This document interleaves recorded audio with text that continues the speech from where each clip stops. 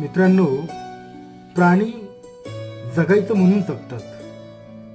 त्यांना का जगावं हा प्रश्न पडत नाही, पण माणसाला तो पडतो.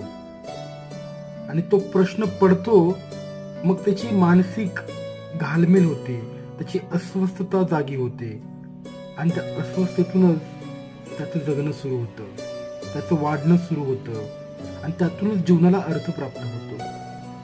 माणसाचं जीवन हे फक्त तग धरणं नसतं, तर माणसाचं जीवन हे सतत वाढणं असतं, प्रगती करणं असतं. हेच खरं जीवन आहे. मग जीवन हे तुमचं असो, माझं असो किंवा कुणाचंही असो, तो घेण्याचा मुळात अधिकार कोणाला नाहीये, कारण ती राष्ट्रीय संपत्ती मानली जाते. म्हणजे जवळजवळ ती सक्तीच आहे जगण्याची. मग ते कसं जगायचं ना, हे तुम्ही आम्ही ठरवायचं. पुरेपूर जगायचं, भरभरून जगायचं का दुःखात जगायचं.